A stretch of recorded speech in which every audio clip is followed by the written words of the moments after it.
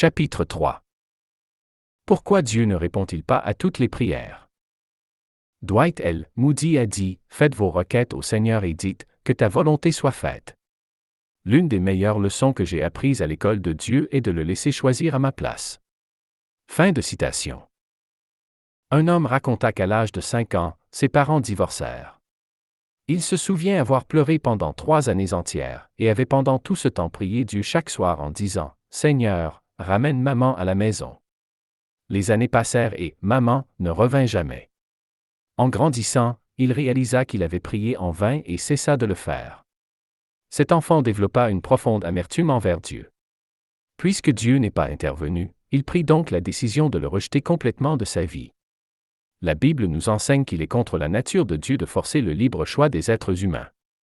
S'il le faisait, nous serions les premiers à nous en plaindre et le taxerions vite de dictateur et nous aurions raison. Dieu ne pouvait pas forcer cette mère à rentrer à la maison contre sa propre volonté. En entendant prier cet enfant pendant 3 ans, Dieu, à cause de sa tendre nature, a certainement souffert plus que lui. Les gens sont souvent déçus de Dieu parce qu'ils avaient une fausse conception du rôle qu'ils devaient supposément remplir dans leur vie. Beaucoup croient que Dieu est une sorte de génie de la lampe, lié par l'obligation imaginaire de répondre aux moindres désirs de tous ceux et celles qui le prient. Prêter au Créateur l'obligation de nous procurer le bonheur temporel, c'est partir d'un postulat faux. Alors lorsque ces gens réalisent que Dieu ne correspond pas à l'idée qu'ils s'en sont faite, ils sont confus et leur foi y trouve une occasion de scandale et de chute. Lacordaire a écrit, « La plupart des hommes ne repoussent la vérité que faute de la connaître, parce qu'ils se la représentent sous des images qui n'ont rien du réel. » Fin de citation. Oserons-nous accuser Dieu d'être insensible, alors que nous n'avons probablement jamais sauvé nous-mêmes une simple mouche en difficulté dans une toile d'araignée? Sommes-nous des créatures de si grande importance à nos propres yeux, que nous osions croire que Dieu soit dans l'obligation de se tenir en tout temps à notre disposition, et de répondre à tous nos désirs au moindre claquement de doigts? Réalisons une fois pour toutes que Dieu n'est pas un balai dont on se sert uniquement pour ramasser nos dégâts, et que l'on remet au placard aussitôt après. Étrangement, l'homme ne tolère pas que Dieu intervienne dans sa vie lorsque ses affaires vont bien, mais il voudrait que Dieu mette le ciel et la terre en branle et qu'il accourt lorsqu'il se trouve en difficulté. Mais le souverain des univers n'est pas l'instrument de l'accomplissement de nos caprices égoïstes. Beaucoup de gens n'ont que du mépris pour Dieu, pour Jésus-Christ et pour son évangile. Ils prennent plaisir à leurs péchés favoris et ne font aucun effort pour se rendre un peu meilleurs, à corriger leur conduite et ennoblir leur âme. Devant cet attristant spectacle, ils ne doivent pas tellement s'étonner si Dieu les néglige à l'heure de la détresse. Ces gens se demandent pourquoi l'adversité les frappe, mais dans ces conditions, ils devraient plutôt se demander pourquoi elle ne les a pas déjà frappés plus fort et plus souvent. Quand je prie, Dieu ne répond pas, dites-vous. Mais avouons que lorsque Dieu essaie de prier lui-même notre conscience, nous ne répondons pas très souvent non plus. Nous sommes prompts à accuser Dieu de manquer à ses devoirs, mais que dire de nos propres manquements moraux envers lui? Nous osons enquêter sur Dieu et nous lui fermons tout accès à enquêter sur nous. L'homme n'accepte aucun conseil de Dieu, et il voudrait lui en donner? La providence est la présence cachée de Dieu. Dieu parle sans cesse aux hommes. Il leur parle par l'Église, par la Sainte Bible et par ceux qui l'enseignent. Il leur parle par leur conscience, par leurs souffrances, leurs déceptions, par des amis, des voisins ou par le biais de toutes sortes d'événements circonstanciels.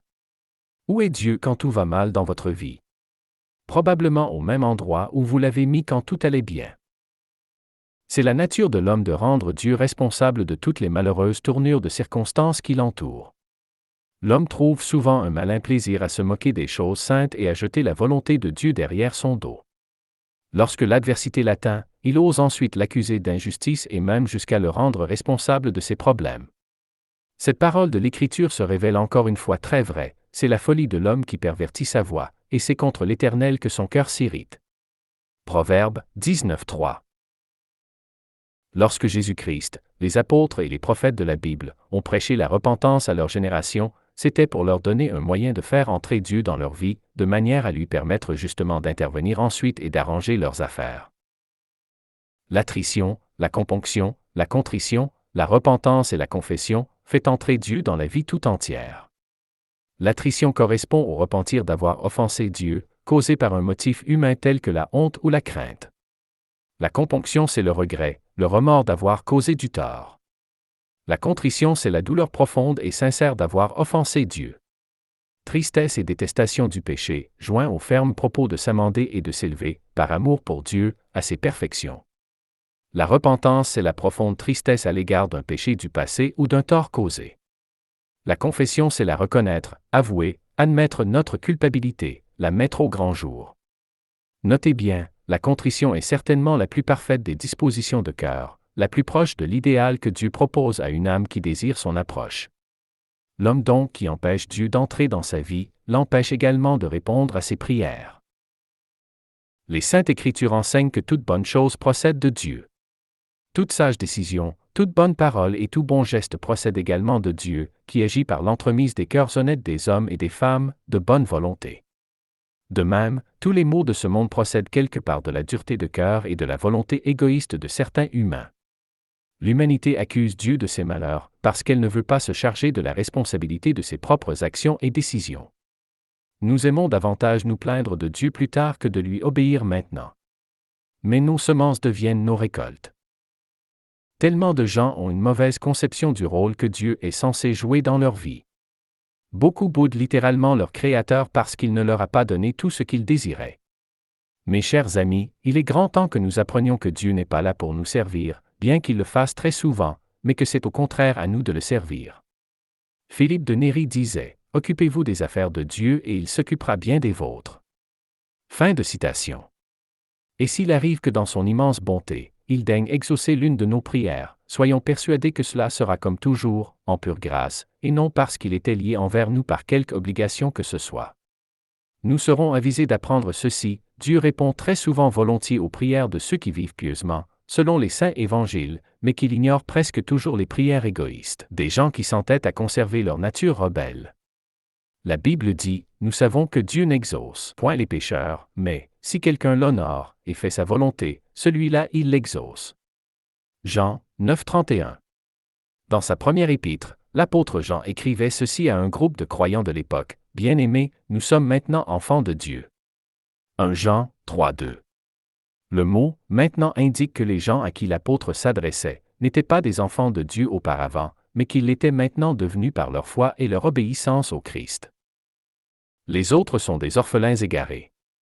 Le statut d'enfant de Dieu nous est acquis par une repentance de cœur honnête, concernant nos mauvaises voies passées, et par l'acceptation amoureuse de la souveraineté de Jésus-Christ dans notre vie quotidienne future. Une toute petite foi, bien confiante, et de simples petits efforts honnêtes, suffisent à entrer en sa faveur et en notre salut. Nos efforts nous ressemblent. Nos efforts amoureux pour ressembler à notre céleste Père, nous procureront alors la pleine faveur de Dieu et l'exaucement d'un grand nombre de nos prières. Les témoignages de prières exaucées sont si nombreux parmi les croyants honnêtement évangéliques que le monde ne serait pas assez grand pour contenir tous les livres qu'on en écrirait. Si nous vivons obstinément loin de Dieu au temps de la prospérité, il y a de fortes chances pour que nous ne recevions pas ses consolations au temps de l'adversité.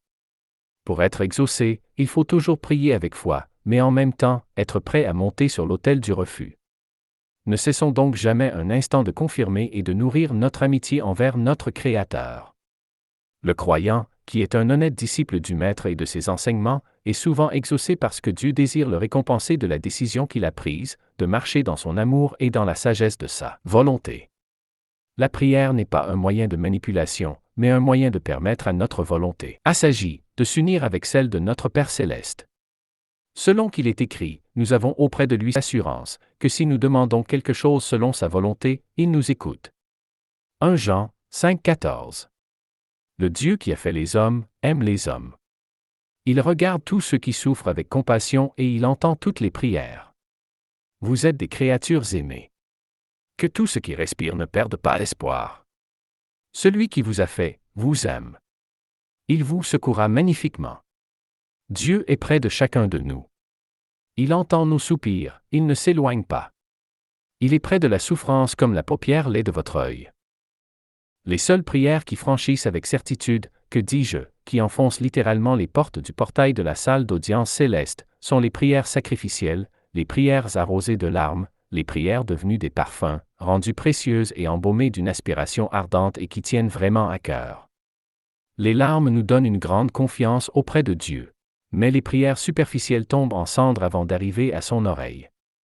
Me voici votre serviteur et je suis prêt à tout, car je désire vivre non pour moi, mais pour vous. Que votre volonté devienne la mienne, que ma volonté suive la vôtre constamment, et s'y conforme pleinement. Thomas Emerken.